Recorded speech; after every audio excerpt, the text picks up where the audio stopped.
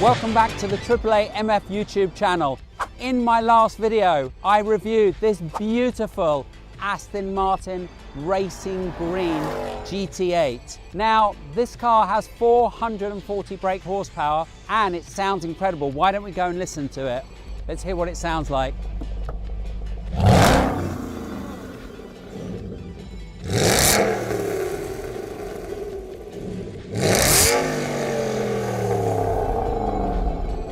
That's pretty good, but what if you wanted something with more power that sounded even better? What would you get? Maybe a GT12.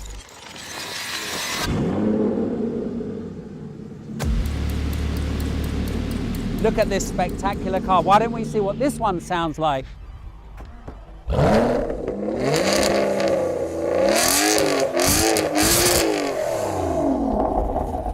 So only 100 of these were made in the world and only 5 with the Gulf livery, and even the Gulf livery is different on all 5. So this is a one-of-one car. Why don't we see what it's like compared to the GT8? 2 incredible cars, one of 150, one of 100. Let's go.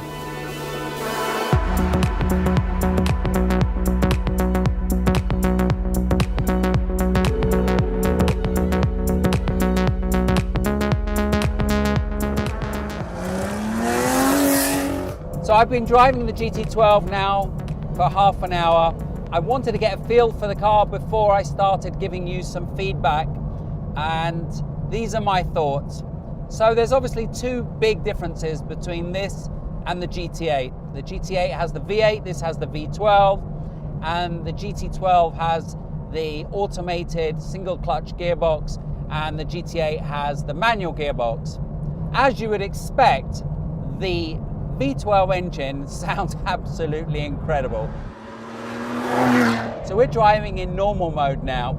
This has 3 settings. It has normal, sport and track. Apparently track is too firm for the road, so I'm not going to engage that one, but I'm going to put it into sport mode, and immediately you hear that lovely V12 noise, and it is intoxicating. It really is. But you don't actually hear it until you get to about 4,000 to 5,000 revs, and that's when you hear that lovely grunt.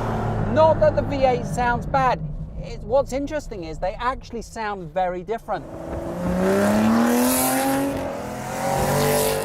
The gearbox isn't as bad as you'd think, but it does require a little finesse to get right. The car does feel heavier. Obviously, you know, you've got that huge engine at the front, and you can feel it. The GT8 has a 51-49 weight ratio, front back, and actually it feels lovely and feels really well balanced. This one does feel like a big front engine car. This one has carbon brakes as standard, and the GT8 doesn't, so when you're actually stopping, it feels really, really nice. Some of the best brakes I've actually ever used are in this car. Really nice feel, nice bite, gives you lots of confidence. The V12 pumping out 593 brake horsepower. You've got that lovely lightweight body, which is 100 kilograms lighter than the V12 Vantage S.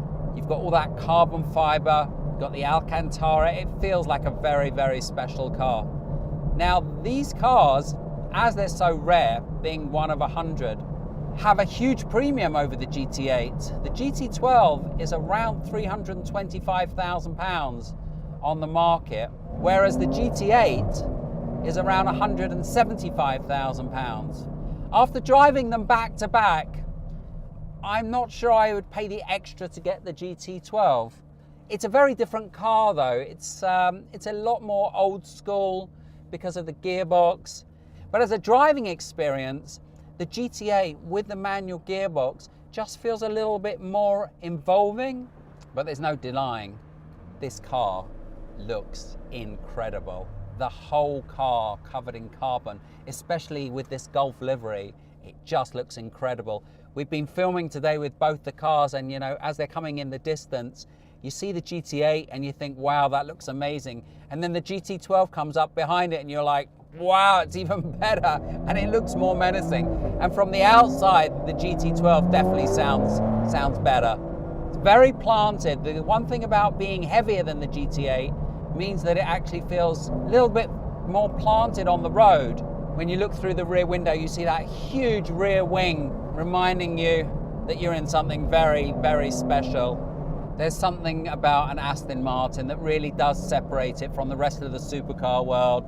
You know, I've had a Ferrari, I've had a Lamborghini, I've had a McLaren, I've got some Porsches. This feels completely different to everything.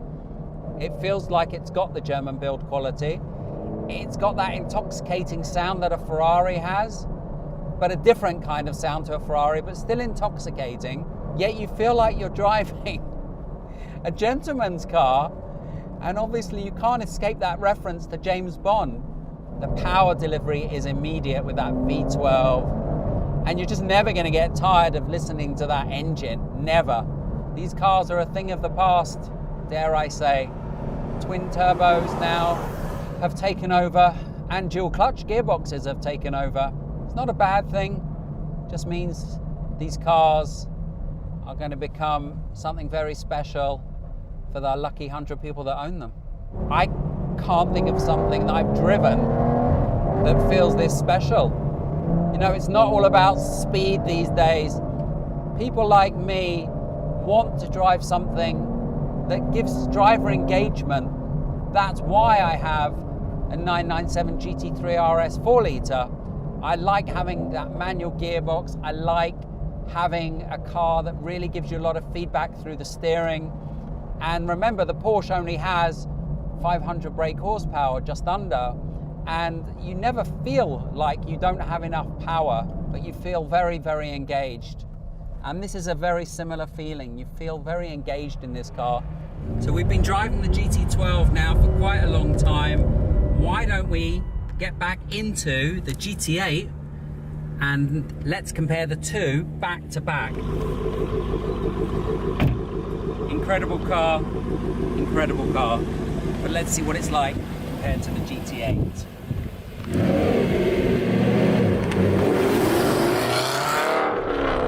So we're back in the GT8 after driving the GT12. You know, you can feel the power in the GT12 going on and on and on when you put your foot down.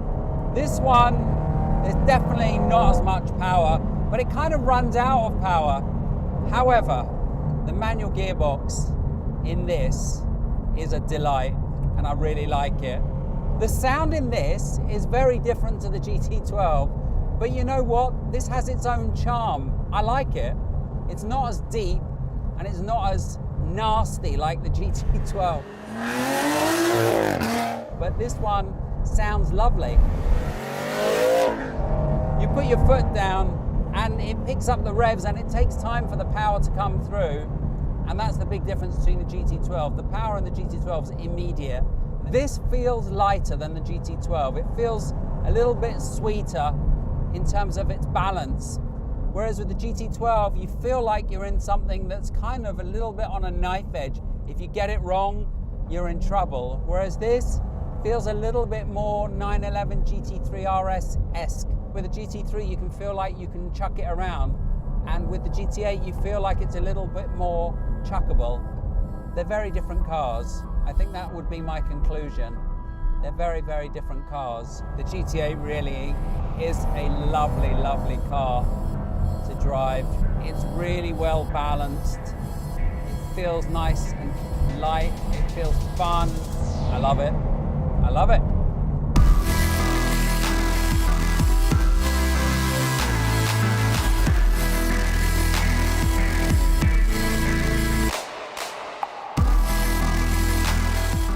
So we've reviewed the GT12 and the GT8. The GT8 sounds incredible, and then you get a GT12 next to it and it sounds even more incredible. However, the gearbox in this car I think makes it more fun to drive, and the weight in this feels a little bit more balanced and a little bit more fun, a little bit more like a GT3 RS. The GT12 is phenomenal and you cannot match that V12 sound.